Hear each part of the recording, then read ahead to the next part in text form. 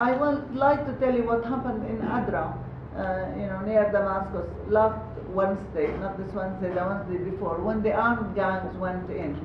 A woman called Maysoon Mhalla, a mother of two kids, one is 17 and one is 4.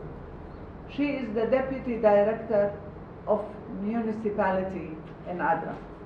So for the last 18 months,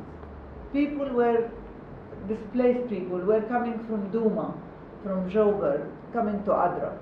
And as a woman who was responsible for municipality, she made it her cause in life to provide them with houses, with electricity, with water, to have sewage services.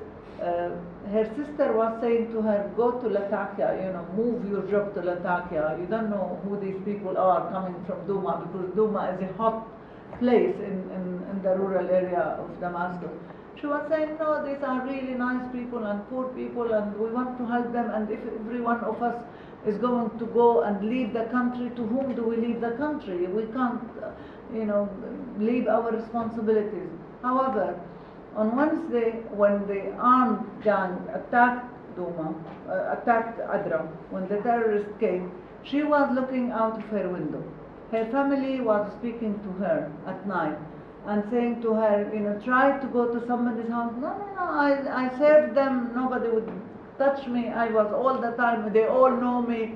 And then she looked out of her window and she saw them butchering people and hanging the head on trees, just like on the tree, like a Christmas tree. And then she became terrified.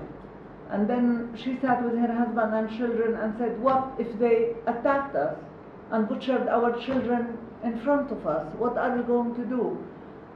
They decided, their son is 17, they decided that if their door was attacked, they have a bomb. She has a bomb in her car, because just in case something happened to her, because she was driving all the time, Damascus, Adra.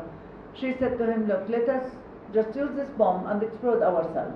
I can't see my children butchered in front of me. He said, I can't see you raped in front of me by terrorists.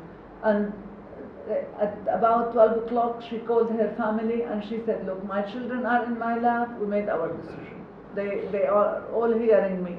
If they attacked our house, we're going to explode ourselves. We're not going to allow them. We can't see our children butchered in front of us. And that's what happened. That was the last phone call, and next morning we heard that they used the bomb. The 4 were killed, and plus 8 terrorists who were coming and attacking them. The question I'm asking is, how terrible is the other alternative for a mother to put her children and husband and decide to kill herself and her children rather than be in the hands of the terrorists? And I'm giving you the name. The woman is Maysoon Mhalla. Her husband is Nizar Hassan. She is an engineer.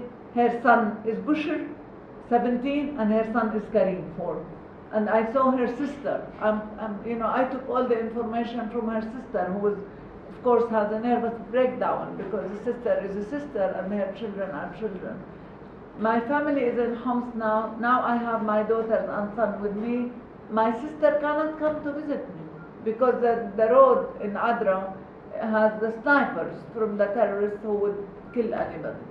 So, this is not to say, I'm not saying that we didn't have loopholes, we don't have 1,000 things which we have to reform and to correct.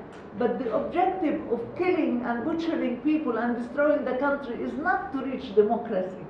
It's not to reach freedom for the Syrian people. It's not to help the Syrian people. This is another story. It could be using whatever deficiencies we have in our system, and we have, of course, but it's not in order to improve the system or to improve the country. You ask any Syrian anywhere, what would you love best? He would say to go back 3 years ago, before all this started.